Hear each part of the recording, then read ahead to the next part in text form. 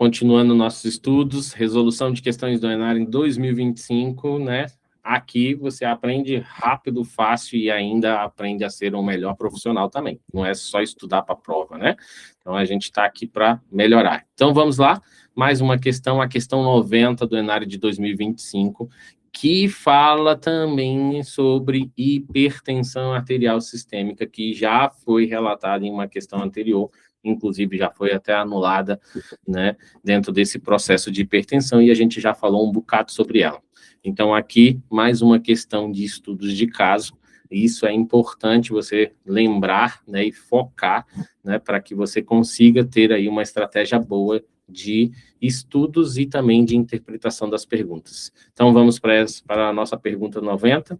Rodrigo, 48 anos, casado, autônomo, e vem à unidade básica de saúde se queixando de dores de cabeça e repetição, né, e apresentando pressão arterial de 165 por 90 milímetros de mercúrio. Em seu prontuário, identifica-se que nas últimas 5 consultas no último ano, por motivos diversos, sua pressão arterial foi respectivamente de 147 por 99 milímetros de mercúrio, 180 por 100 milímetros de mercúrio, 152 por 90 milímetros de mercúrio, 160 por 90 milímetros de mercúrio e 170 por 92 milímetros de mercúrio. Rodrigo tem história familiar de hipertensão e é sedentário. O fato que permite um diagnóstico de hipertensão arterial sistêmica é... Então, ele quer saber qual é o fato que permite um diagnóstico de hipertensão arterial sistêmica ao Rodrigo, né? E aí a gente já sabe que ele é hipertenso. Por que a gente já sabe? Porque todas as pressões verificadas dele estão acima dos parâmetros de normalidade, né? Então, a gente já sabe, já consegue entender, não é isso? Dentro desse passado, né? Dentro desse histórico prévio que ele passou, né? Então, é importante a gente observar. Então, vamos pensar lá nas perguntas, né? Já que a gente já entendeu um pouquinho do processo, né? Vocês já deram tempo de ir lá, pegar a tabelinha, fazer uma revisão lá de como é que os fatores da pressão arterial, né? Isso, quais são os valores de normalidade, né? A gente já falou um pouquinho da terapia e dos cuidados. Então, vamos direto agora para as perguntas, né? Primeira coisa, né? Ter sido admitido na unidade, né, de pronto atendimento com a pressão arterial 150 por 95. Ele está falando para você, vamos voltar lá na pergunta, fatores que permitem o diagnóstico de hipertensão arterial sistêmica, certo? Esse paciente, ele não é um paciente em tratamento, então significa que ele não foi identificado ainda. Nós sabemos que ele está pelos fatores de alteração que ele tem mostrado nos últimos 5 consultas, né? E a gente viu todos esses valores. Porém, a consulta que ele está agora, nesse momento, que é essa daí, admitido na unidade de pronto atendimento, certo? Ela não é o fator crucial. Por que não é o fator crucial? Porque dentro de um ambiente de urgência e emergência, a gente tem o estresse, né? Isso tem a dor, tem a ansiedade, né? Isso tem fatores que elevam a pressão arterial de forma fisiologicamente.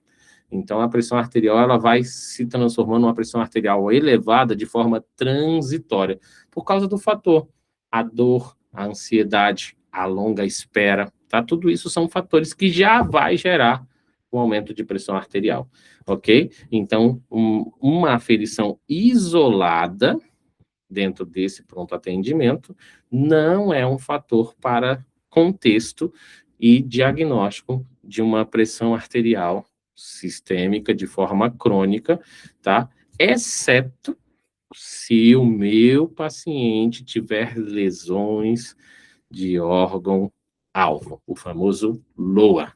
Aí ele está caracterizado em uma urgência hipertensiva, não é isso? Ou em uma emergência hipertensiva.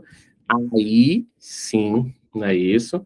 Tá? Esse paciente é considerado hipertenso. Mas foquem muito no LOA apresentado. Fraqueza, náuseas, dores na nuca, né? Isso são sinais apresentados pelo nosso paciente, informando que a pressão dele vai estar ali acima do estágio 3, de 180 por 110, não é isso? Com sinais característicos de que ele possa ter lesão de órgão-alvo.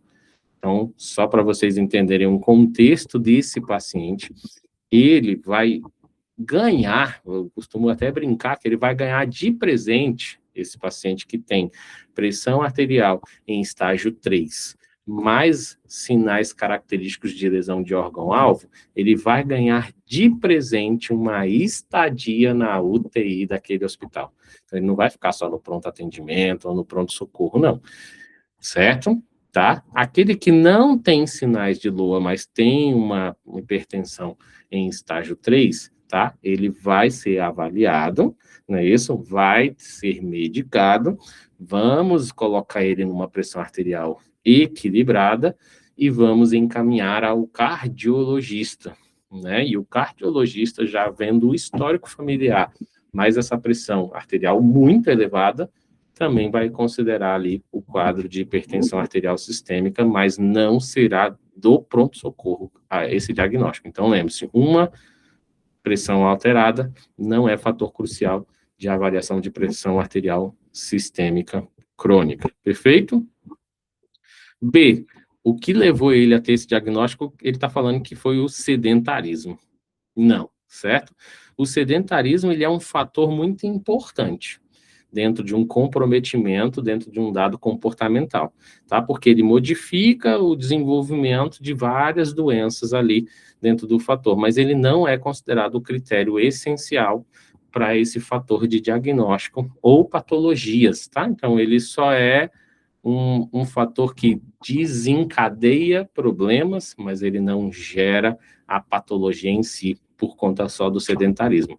Mas ela ajuda a desencadear novos fatores que, conjunto a todos esses sinais, aí sim eu tenho a pressão arterial. C, ter tido história familiar de hipertensão. Essa daí também está errada, porque a genética, ela é um fator crucial dentro do meu exame físico para que o meu paciente ele tenha características, né, e seja diagnosticado por patologias, mas, né, com cuidado, com acompanhamento, a genética ela pode ser reduzida a esses danos que podem ser causados aí, né, dentro da genética. Então, é importante a gente observar esse contexto. A probabilidade é muito grande desse paciente, mas podemos ajustar, melhorar, não é isso? Tá? E esse histórico familiar, ele não confirma o diagnóstico. Ter tido aferição de pressão arterial maiores que 140 por 90 milímetros de mercúrio no último ano. Aí agora a gente lembra aí da letra D, né? Certo? Essa letra D, né, é a nossa resposta correta. Por que que é a nossa resposta correta? Porque na nossa última questão que a gente avaliou, a gente viu que o quê? Para ter um diagnóstico de hipertensão arterial sistêmica, eu preciso de quê? Histórico familiar, através do exame físico, né, genética, fatores de risco, não é isso?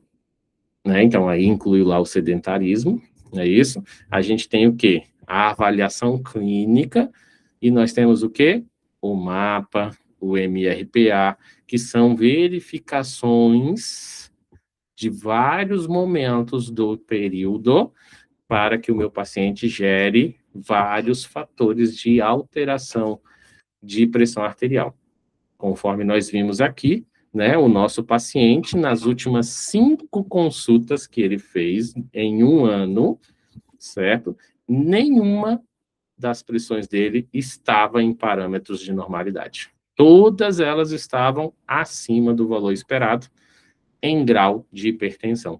Então, isso sim são comprobatórios de que esse paciente tem pressão arterial sistêmica e é o fator de diagnóstico de pressão arterial sistêmica, tá? Então, ele é um fator que vai me dizer ali que esse paciente tem hipertensão e eu só vou agora fazer um diagnóstico diferencial e já iniciar o tratamento já nessa consulta que ele foi comigo lá no APS. Perfeito? E a letra E está dizendo ter 48 anos de idade, né? Se a gente falasse que essa resposta estava certa, metade da população ia entrar em desespero, né? Então, a idade não é um fator de patologia nenhuma, certo? A gente tem predisposições ampliadas decorrente da idade, mas não significa que vou ficar doente porque ficou velho, certo? Perfeito? Então, a resposta correta, letra D, tá? Dentro do diagnóstico estabelecido, tá? E aí a gente vai observando aí, e tudo que eu falei para vocês está escrito aí na letra D, que é o diagnóstico identificado ali por lesão de órgão-alvo, não é isso? Então, se ele tivesse uma pressão registrada, né, numa crise hipertensiva, em estágio 3, com lesão, primeira verificação, certo? Porque ele ganhou lá de presente a UTI, né? Então, ele já sai com um diagnóstico, né, de hipertenso ali para fazer acompanhamento. Fora isso, né, tem que fazer todo o escorto, né? Exame físico, diagnóstico primário, depois a gente faz a avaliação desse paciente ali através do mapa, do MRPA, não é isso? Para depois a gente dizer e confirmar que esse paciente é realmente hipertenso. Perfeito? Confirmou? Aprendeu? Entendeu?